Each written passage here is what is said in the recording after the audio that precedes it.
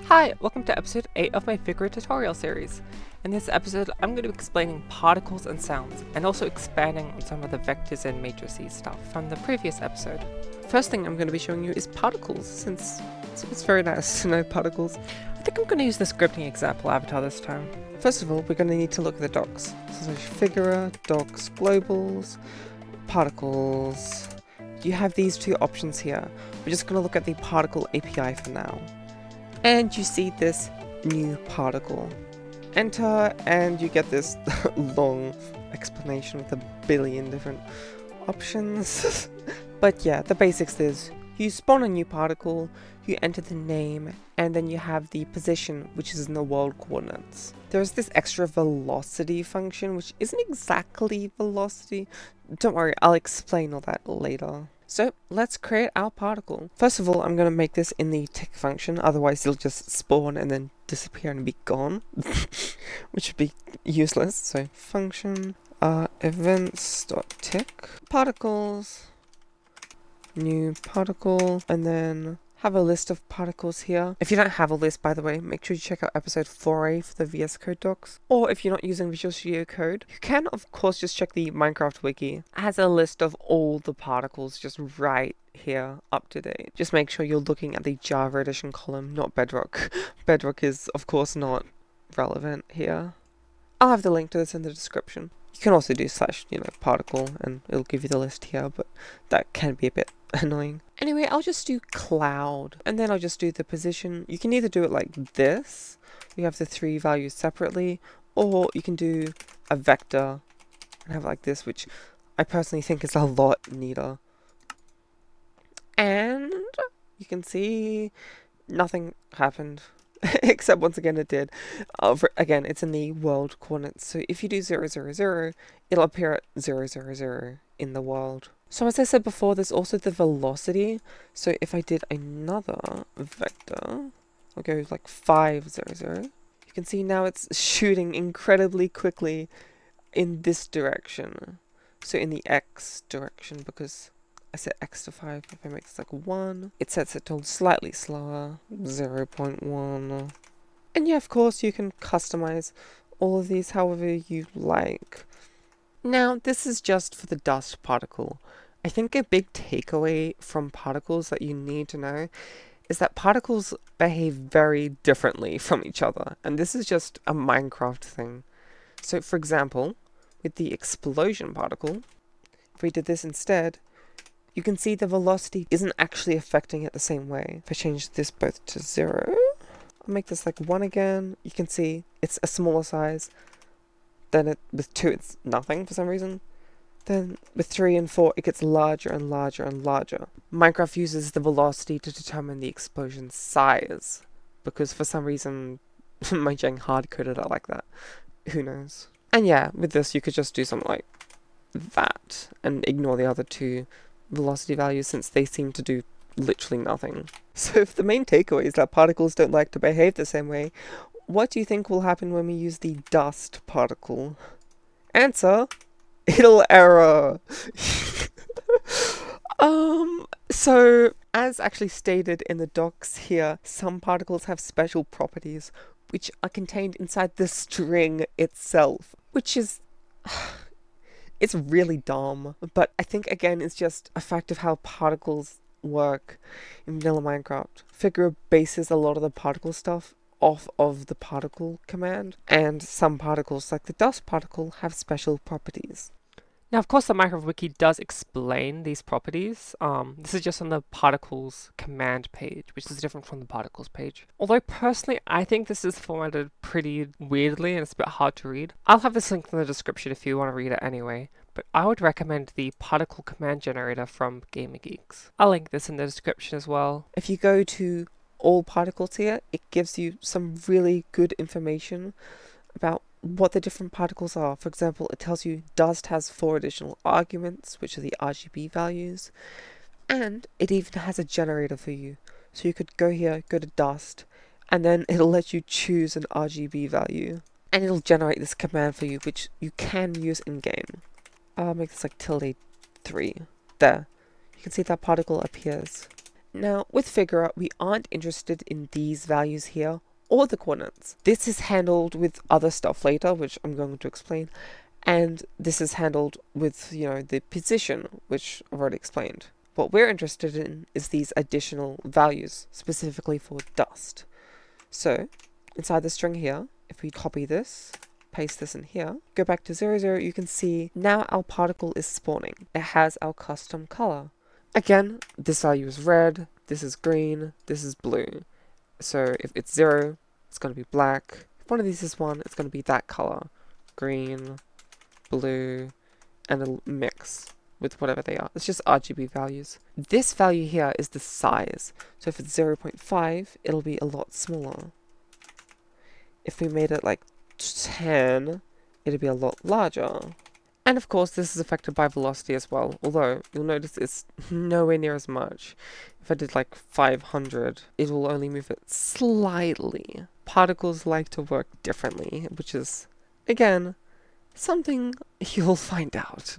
It is also worth mentioning, you don't need this Minecraft colon for vanilla Minecraft particles.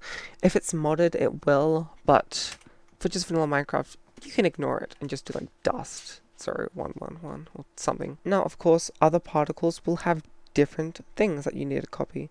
So, for example, dust color transition has extra values. Instead of just these 3, it has extra RGB values and then the size again. I could set this to like that. You can see it's actually the size in the middle. That's interesting. Another example would be item, which actually has an item ID. In here, I could go acacia log and do this particle. And now it's spawning a particle effect of like the acacia log breaking. Most will just be the name though. It won't have anything special like the note, for example. This one doesn't actually seem to be affected by velocity, which is interesting. Again, particles like to act differently. So then, what about those special properties I talked about before? If I go Figura docs, globals, particles, and then particle here, you can see all these functions here. You can set the position, the lifetime, the velocity, the gravity, the scale, the color. You can set a lot of different things for the particles that you wouldn't normally be able to with vanilla Minecraft. This lets you override some of the junkness I'm talking about here. So say with a note, for example, you can see we can't edit the velocity with this, but if we use the set velocity, we could. Let me just remove this. Let's look at the docs here. So set velocity is pretty simple. You just have your particle, set velocity, and then your velocity, again, either as a vector or XYZ. So in this case, it might be set velocity, and then I'll go like 1, 0, 0. And now you can see the note is shooting off into the distance, which is something we couldn't do before. We can also do things like set the scale. So set scale, we'll go like 2. We can change the scale. That was impossible before. The note didn't have the option for that. The note's actually a funny example. Normally the note's delta lets you affect the color, which is explained in this documentation here. But Figura doesn't let you do that. Fortunately though, you can do, of course, set color. And then do an RGB value. Go red. Now the note's red. You can change it to any RGB value you like. Now, I've actually kind of been a bit lazy here, I'll be honest, just plomping it on the end. I would actually recommend doing a couple enters like this and maybe some tabs.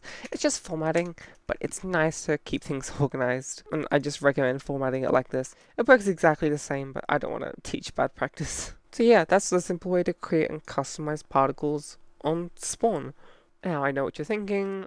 I still haven't explained how to make the particles appear on your character, and I will get to that now. So the simplest method is just using the player API. If it goes /Figura docs globals player API get pos.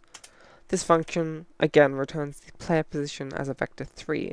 So if I, instead of doing vector 0, 0, 0, I put player get pos. You can see now the particle spawns at my position. It's only spawning at my feet though, which you might not want. to modify the position, you can simply just do some maths, add a new vector, vec, and then like 0, I don't know, 3, 0, and this will modify the position.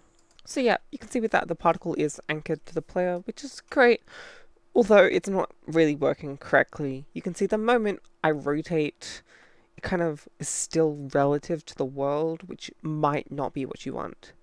Now, there's a few ways of fixing this. I'm going to show you two of them. One which involves some math stuff, and one which involves some matrices stuff. Don't worry, they're both pretty simple. Alright, so let's start with the first method, which is just like some vector math stuff. And let me get rid of the velocity to make things easier. We'll worry about that later. So basically, what we have here is we have this vector here, and we need to rotate it relative to the world to match the player rotation. Now, we could do a bunch of trigonometry for that, and you used to have to do that in pre-write, but there's a really good vector function that will do that really easily. Figure docs globals vectors rotate around axis, this function. So with this function, what you do is you grab your vector, you grab an angle which you're rotating your vector around, and you choose which axis you're rotating with this third vector here. It's pretty simple. So let me make a local variable here. Local rotated, sure, equals vectors dot rotate around axis. First we need our angle. Now we have two options here, either we could grab the head rotation or the body rotation. I'll do the head rotation for now, but I'll show you the body after. So player get rot, that's just a function from the player API that grabs the head rotation. And then you need to do the y-axis, otherwise it will get confused because that returns a vector there. Alright, then we need our actual vector, which is this here. Then we need our axis, so another vector, and we're going to be rotating it by an inversed version of the y-axis. When it comes to using this function, you may just need to play around with what axis you're using for a bit. It can be a bit confusing. Just make sure you're using a normalized version. So now if we added plus rotated in here, you can see this works. Although you might notice that it is off by 90 degrees, that can be fixed really easily, just with this rotation here, minus 90, and there we go. Now it's being rotated to the correct position, and you can see it's relative to the head rotation. If we instead wanted to do the body rotation, you could just do get body yaw, and you can see that works. And it's relative to the body rotation. Now, we're not done yet. Let's add back the velocity. You can see that despite the position being relative, the velocity vector still isn't. But we can use the exact same functions to do the same thing. So let's just go directly inside the velocity function this time. Vectors dot rotate around axis, player get body yaw minus 90. Then our vector, which will be 1, 0, 0. And then our axis, which will be 0, negative 1, 0. And there we go. That's working correctly now. If I rotate it around, you can see it rotates to the correct orientation. So yeah, that's doing a bit of vector math. The solution's pretty good for just an easy, simple particle, but you might have some cases where this doesn't work, or the maths to figure it out would be incredibly complicated. Like say you specifically wanted a particle to be on your hand. You would have to figure out the maths of the hand swing and the punching animation, and that would be really silly to do with a bunch of maths, which is where the matrices solution kind of comes in. So what that does is basically you get to choose a model part, and then any movements to the model part are accounted for, whether that be moving the player around in the world, whether that be rotating the model part, any animations, if you're crouching, punching, anything like that, it gets accounted for and returns the position in the world space. You're going to actually need your model, of course. I'm going to switch over to just the example avatar to make things simpler. I already set up the script in here, by the way. Alright, so I'm in my model now. Now, let's do what I said before, and let's make particles come out of my left arm. That'd be pretty simple. All I'd have to do is choose the left arm parent type here. Then you'd want to create a new folder inside of it. You can call this whatever you want. I'm just going to call it particle. Then you want to make sure the pivot point of this part is where you want the particle to be appearing. It's just like with your spyglass pivot or your item pivot. It's basically the same in terms of choosing the location. Then you want to save this. What we're going to be using is a function inside the models API. So let me show you this now. Figure, docs, globals, models, model part, part to world matrix. Now, this function is a bit more complicated, but basically what it does is it grabs the pivot point of your model part and it will return the position and rotation of that model part relative to the world in matrix form. So let's clear all this stuff we're using for position before, and then do our model part path. So in this case, it's models.model, then it's root, left arm, and then particle. Colon part to world matrix. Now if I just did this, it'd error because this isn't actually useful information. If I log this, you see it returns this matrix here, which it's not the vector3 that we need for the position for the particle. So to get our vector3, we're going to need the apply function from the matrices API. Let me just look it up. Figure, docs, globals, matrices, matrix 4, because this only works for matrix 4s, and then apply. So this function here will basically just retrieve the translation data from the matrix 4 and then return it as a vector3. Let me just move this to a local variable and clean up some stuff. There we go. Now if I use the apply function here, apply, you can see just like that, it works now and it's returning the position of the player arm. This will work with crouching and swimming and all the animations. It will just grab where the part is and then return the position in the world. Super versatile, super useful, and you don't need to worry about any maths. Now you may notice that inside the apply function you also have this vector3 here, and what that'll do is it'll offset the position from the matrix before it applies it. So in this case what that means, it'll basically offset the pivot in like the model part space, not the world space. So say if I went vec 0, 0, -16, you can see it moves it one block forwards. It's the same as if you move the pivot by that much, but obviously you don't need to move the pivot. So then now, what if we add the velocity back? Well, of course, just like earlier, it's once again relative to the world, and we're going to need to fix that. We could use the same method we did last time with like the maths and stuff, or we could again use the matrix, because like, as I said, it stores the rotation data. However, instead of using apply, we're going to be using apply dir. So if we go /figure, docs, globals, matrices, matrix 4, apply dir. This function here will retrieve all of the rotation data from the matrix and then return it as a vector3, just like apply did before. So I'm making a new variable here, local rot equals this, apply dir. Now let's see what happens if we put the rot in the velocity. It is back to being at 0. I mean, if we actually go ahead and log rot, you can see that the apply dir is literally just returning 0, 0, 0. And so we're getting nothing for the velocity. And that is because we did something wrong here, which I'll explain now. In apply dir, the vector3 inside the brackets here is much more important. Since all apply dir is retrieving is rotation, it needs to know what it will be rotating. If we have nothing in the brackets, it'll assume we're rotating vec 0, 0, 0, which of course, no matter what rotation you apply to it, you'll get vec 0, 0, 0. So if we go in here and type vec 0, 0, -16, you can see now we get the same velocity as we were getting before. I had to make it 16 because again, this value is in the model space, so one block is smaller and blah blah blah. Yeah, you get the idea. If I had just had -1, it'd be super slow. So yeah, now you can see it's always facing forwards in the direction of the arm. Even if we like rotate it, it'll rotate down in that direction. And even if we rotated the model part, you can see that'll rotate the direction of the particles as well. And that'll work with animations and stuff as well. Now, part to world matrix does come with its downsides, and they're absolutely worth mentioning here. For example, if I start sprinting, you can see the particles will start bobbing up and down wildly. And that's because of view bobbing. Certain things with the camera will affect the particle's position. That's just because of how some stuff behind the scenes works with Figura. It's also worth noting that this view bobbing doesn't just apply to you. Anyone else viewing your character who's sprinting around, your particles will bob up and down a little. But that's not too bad and too noticeable. Another example of a camera effect that'll affect the output of part world matrix is the nausea effect. So if I apply the nausea effect here, you can see the particle starts swirling around uncontrollably. And this would apply to anyone who has the nausea effect. Part-to-world matrix also has some other issues that don't involve the camera and all its weird shenanigans. One of those things is the 1 frame delay. So if I actually quickly change this to a render, so it makes a particle every frame, and it starts sprinting, you can see it still lags behind a tiny bit.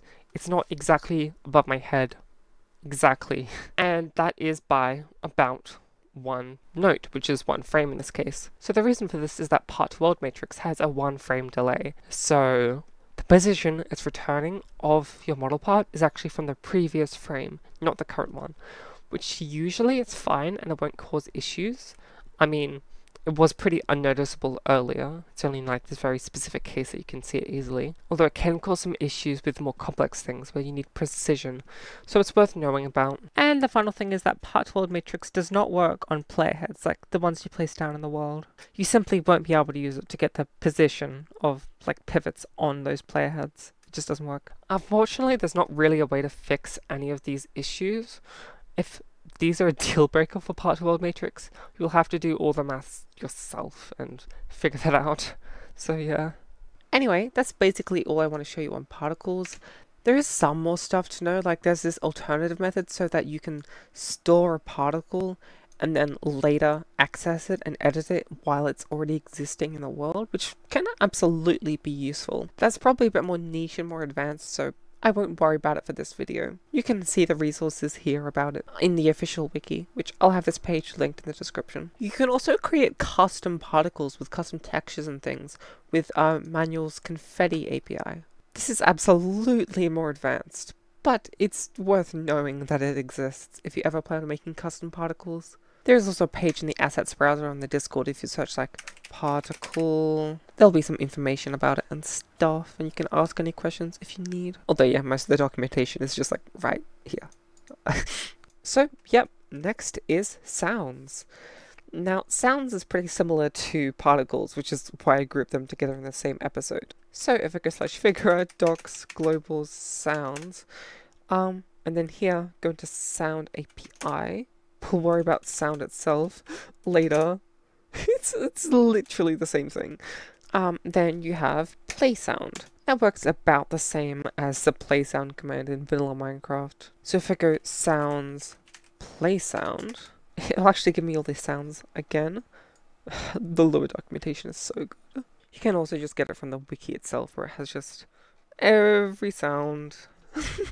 So I'm just going to do amethyst block break. After that we need the position again, just like the particle. If we did vec 000 again, it'd play the sound at 000, and we wouldn't hear it because it'd be too far away. So I'm just going to do player get pos. If I did this, it'd complain because it's outside of entity init, so events.entity in init.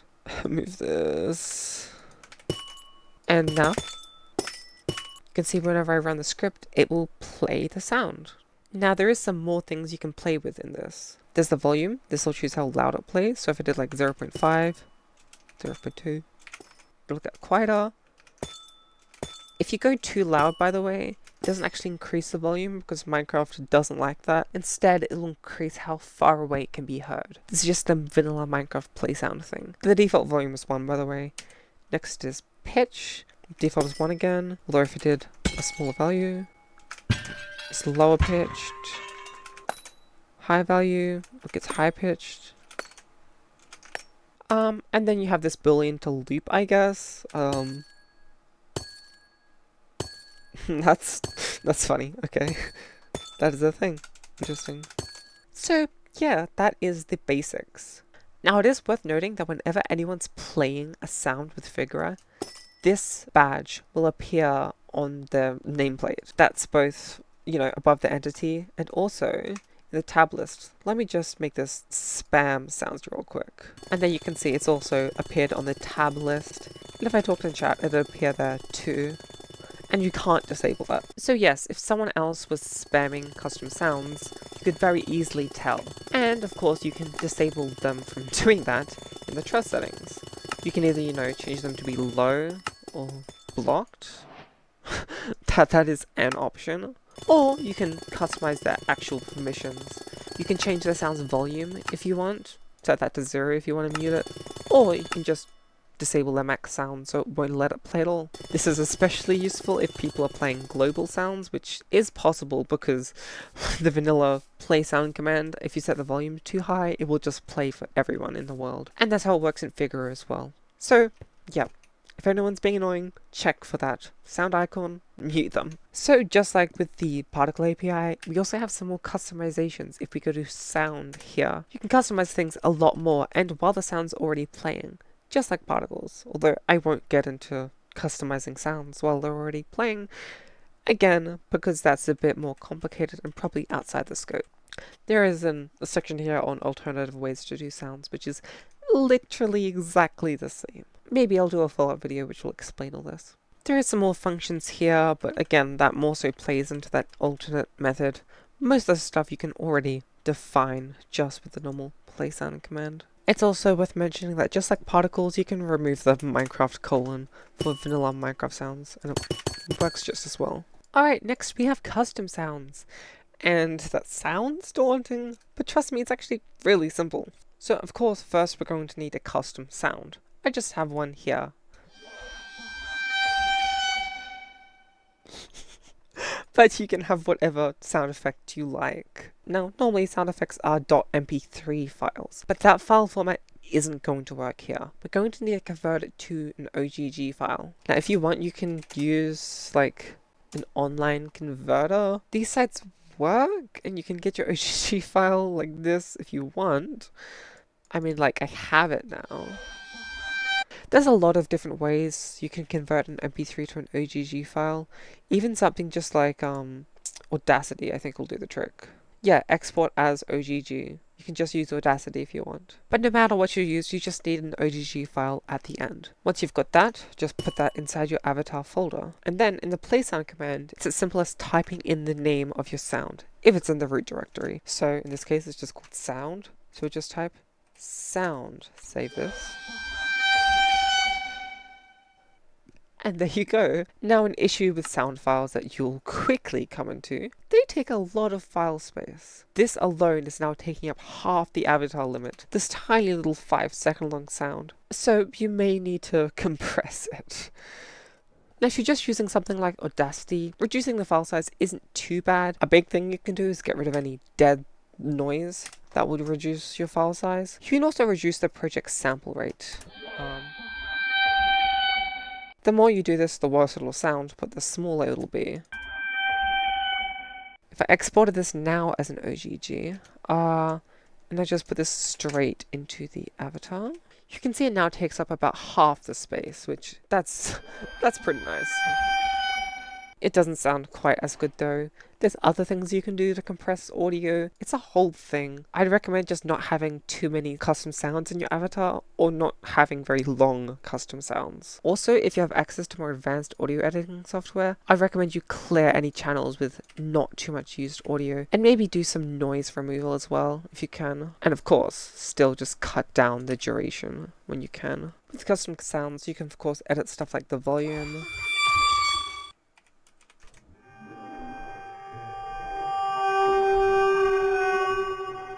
God, that is awful. And the volume.